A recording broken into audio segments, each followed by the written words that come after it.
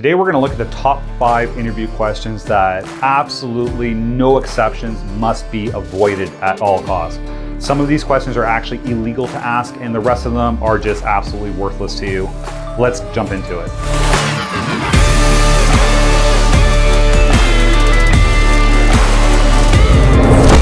I'm Michael Darmanin, CEO of Sellstate Realty, and we're going to take a look at the top 5 interview questions that you absolutely have to avoid. We're also going to take a look at ways that you can ask questions that are better suited and or legal to get the information that you think you're trying to get from those other questions. First question.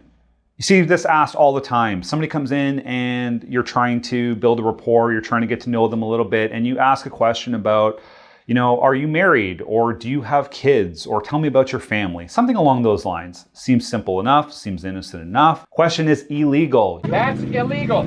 What you're doing is illegal. Yeah, you have a nice day. You cannot be asking people about their marital status. You cannot be asking if they have children. You cannot be asking about their family. You cannot be asking about if they're intending to have children. Now, if they bring it up, they bring up their spouse, they bring up their children, then that's fine.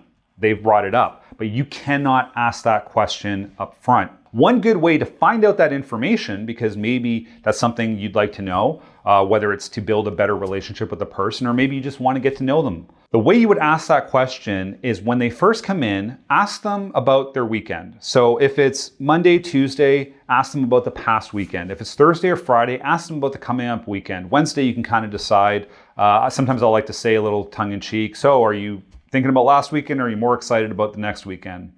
But by asking them what they did on their weekend, you're generally going to find out that information anyway.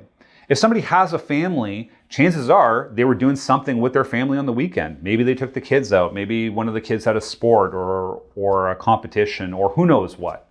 Maybe they were out with their spouse on the weekend, or maybe they're planning a getaway with their spouse because it's their anniversary and the kids are going to be at home, so on and so forth. So by asking about the weekend, you're actually going to get that information, but it's going to be done in a legal way, and that'll allow you to get to know the person better. That also helps to relax the candidate, so it's generally a good way to start. So avoid at all costs asking them if they're married, if they have children, about their family. Instead, ask them about their weekend.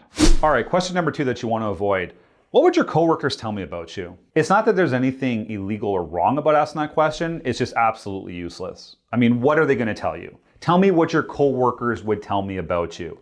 Well, they would say, I'm on time, I'm reliable, I'm super helpful, I'm the go-to person, I'm pleasure to be with, all the wonderful things, right? They're going to go on and gush and gush and gush about that list. So it's kind of a bad question to ask because you're not going to get anything of value. All you're going to get is a checklist of things they think you want to hear that would describe a perfect employee. Now, one caveat to that is in an interview, I actually will ask that question. Bear with me. I know I just told you not to. But I ask that question as a setup to the next question, which is actually the real question I want to ask. And that is, what would you say is the greatest misconception people have about you? So I'll first ask them the question, what would your coworkers tell me about you? I know that the answer is not going to provide any value to me, but it allows them to feel good. It gets the energy right. I'm awesome, I'm great. Here's all the reasons why everybody thinks I'm fantastic. Great. What's a misconception people have about you? Oftentimes that can be very revealing as to something you want to learn about the candidate, which is really what you're looking for when you're asking, what would coworkers tell me about you? It's like looking at reviews. Yes, you want to know the 5 stars, but you also want to take a look at the 1 stars. They're not going to give you the 1 star. By asking what the misconception is, sometimes that will tell you that information and allow you to have a better understanding of the candidate in front of you. All right, terrible question number 3. Why would we hire you? Now, the reason that question's bad is it puts the person on edge. It's really coming at them. It's tensing them up. And we talk about wanting the candidate to be relaxed so you can get to know the real person. So by coming right out at them and saying, now, why should I hire you? You tell me. All of a sudden, even if things were going smooth, the candidate's going to tense up. The wall's going to come back up and they're going to try and think, okay, what do I need to tell this employer? What are they looking to hear? What is the correct answer to this question? I don't understand the question and I won't respond to it. A better way to ask that, to find out that information, would be, how do you see your skill set best applying to our organization? This way here, it allows the candidate to boast about themselves, talk about their strengths in ways that they feel are going to be applicable to your organization. Now, keep in mind, they may not know a great deal about your organization, especially if you're not a large established company that they've heard of. Maybe you're a smaller organization. So there could be some things that are a little bit off with the answer as far as a perfect fit for your company, but it's still a good opportunity to find out where they feel their strengths are and how, based on their understanding of what the job they're applying for is, those strengths would apply. So that's the information you're looking for in a way that's not going to tense up the candidate and try and get them to answer what they think you're looking for. So question to avoid, tell me why we should hire you. Instead, ask them how they feel their skill set would apply to the organization. Okay, horrible interview question number 4, and I believe, if I'm not mistaken, this is the most commonly asked interview question, and it is probably one of the worst ones you could think about asking. Tell me about yourself. Tell me about yourself. Well, first of all, thank you very much for giving me the opportunity. Why is it so awful? Candidates have no idea where to go with this question. Usually it's the first one asked to them because it's kind of deemed as an icebreaker. Candidate gets kind of frozen up. What do I say? How much do I say? Am I talking about myself personally? Am I talking about myself professionally? Am I talking about my past? Do I talk for 2 minutes? Was that not long enough? Should I have been longer? Am I too long? Am I rambling? It is a nightmare of a question to ask, tell me about yourself. Don't want to ask it, avoid it. Now, if you want to find out about the candidate in a way where maybe you want to know about their resume highlights, then what you would do is ask them about it. You know, I have your resume here in front of me. I've gone through it. Obviously, we like what we saw. That's why you're here today. Is there anything in particular that you'd like to highlight on your resume? That's a great way to get them to go and highlight, because sometimes there's a story behind a bullet point on a piece of paper. And by asking that, you will find out about them professionally. Now, if you want to get to know more about them as an individual, what do they aspire to? What traits are important to them? A good way to ask that question is, tell me about your best friend. Who's your best friend? Why are they your best friend? Now that might seem like an odd question to ask, but what we find is that it's easier to talk about somebody else than it is to talk about ourselves for most people. Now, when it comes to a best friend, what will happen is that best friend generally will either have qualities that the person shares with them or qualities that they aspire to have. Now, sometimes they may say things like, oh, my best friend and I we're nothing alike. And you think, oh boy, that was a mistake to ask that. But really what they'll do is they may say, oh, I'm very regimented and scheduled, and I have a family, and my friend's single and goes out and parties and things like that.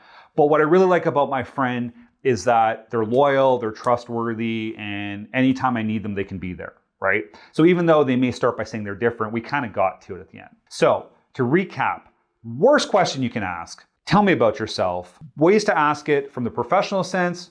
Is there anything you'd like to highlight on your resume? From a more personal sense, can you tell me about your best friend? Who's your best friend and why? That'll help you get to know the candidate by avoiding asking a completely useless question.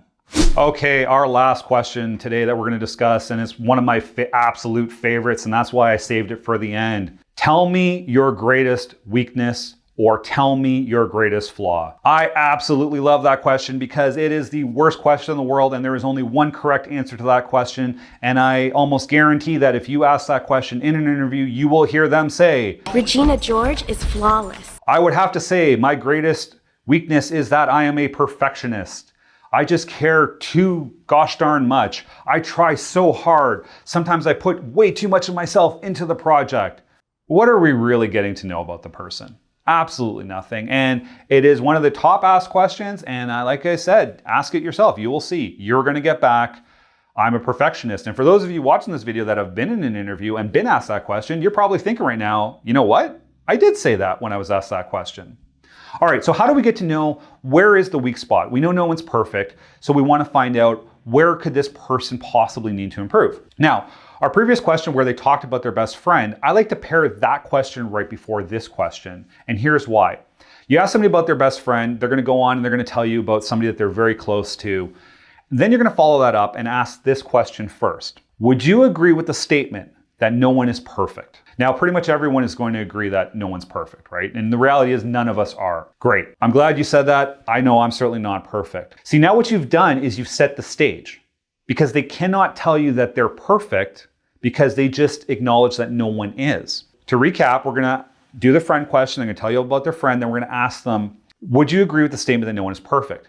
Now, after they agree with that statement and we say, okay, that's great. I know I'm not perfect. None of us are fantastic. Let me ask you this. If you were to talk to people who know you best, not acquaintances, I mean people who know you arguably better than you know yourself, your friend you were just telling me about, your family, those are the kind of people. What would they tell you that you need to work on? The candidate at that point will tell you an area where they need to improve.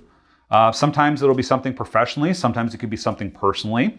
A good follow-up question oftentimes would be something along the lines of, has there been a situation where this has come up, where maybe your family or friend has spoken to you about that, or something where they were speaking to you after the situation came up? And sometimes there's a story there, oftentimes there is. Sometimes you get some funny questions. I asked that one recently and somebody told me their mom would say they need to work on their weight, right? Not really applicable, but it made for a fun conversation.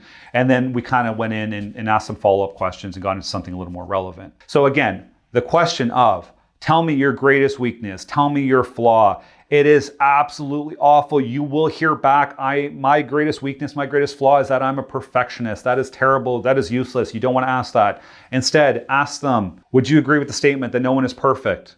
After they agree to that, if you were to talk to people who know you best, your friend you were describing, your family, what would they say you need to work on? That way you will actually learn something about the person. Don't be alarmed. None of us are perfect. But in combination of the other questions you've asked and their resume, you can see if the area that they need to improve is something that's going to work within your organization, or if that's going to be something that is not going to allow that candidate to work in your organization. All right, we took a look at the top 5 interview questions that you had to avoid. Some of them are actually illegal. Some of them are horrible. Some of them will give you bad information. We want to stay away from those at all costs.